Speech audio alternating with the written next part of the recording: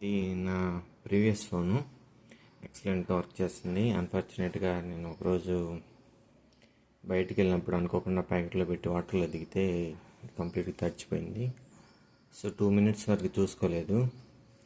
ఆ తర్వాత నేను అప్పుడు నాకు ఫోన్పే ఫోన్ కంపల్సరీగా అవసరం. సో వేరే ఆప్షన్స్ లేక దాన్ని ఆన్ చేశాను. తర్వాత ఆన్ చేసినప్పుడు చూస్తే దీంట్లో కంప్లీట్గా కెమెరాలోకి వాటర్ పోయింది, లోపలికి కూడా వాటర్ పోయిన స్పాట్స్ కనిపించినాయి. నేనేమనుకున్నానంటే ఇంకా నాకు వేరే ఆప్షన్ లేక ఆన్ చేసి ఒక 5 minutes యూజ్ చేసి తర్వాత ఛార్జింగ్ పెట్టాను. నేనేమనుకుంటే అది ఆటోమేటిక్గా సెట్ అయిపోద్దిలే అనుకున్నాను 1 day తర్వాత. కానీ అది స్లోగా డిఫరెంట్ కలర్స్ రావటం, అసలు అంటే ఇంకా స్లోగా అది డ్యామేజ్ అవటం స్టార్ట్ అయిపోయింది. ఇంకా ఒక 1 hour తర్వాత కంప్లీట్గా డ్యామేజ్, ఇంకా డిస్ప్లే కూడా పోయింది మొత్తం. నేను మళ్ళీ హైదరాబాద్ వచ్చేసి షాప్లో చూపించాను. నేను అప్పటికే అనుకున్నాను అంటే ఇది సింపుల్ సొల్యూషను,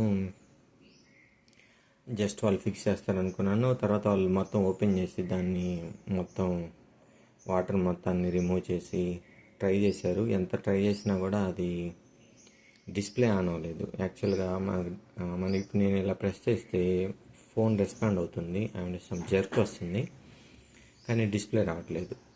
సో వాళ్ళు ట్రై చేసి తర్వాత ఏం చెప్పారంటే దీనికి డిస్ప్లే మొత్తం పోయింది, అంతపాటు మదర్ బోర్డ్ కూడా క్రాష్ అయిపోయింది మీరు ఆన్ చేయటం వల్ల అని చెప్పారు.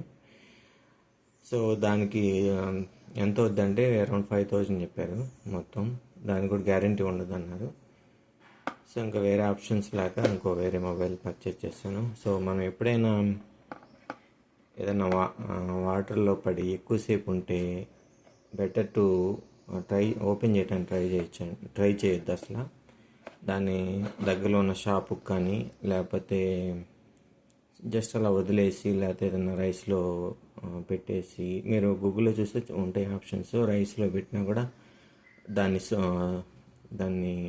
సక్ చేసేస్తుందంట వాటర్ లోపల దాన్ని. సో అలా పెట్టి తర్వాత షాప్కి తీసుకెళ్తే ఛాన్సెస్ ఎక్కువ ఉన్నాయి మనకి మళ్ళీ అది రికవర్ అవ్వడానికి. సో అది మీకు ఒకసారి ఎక్స్ప్లెయిన్ వీడియో చేస్తున్నాను. Thank you guys.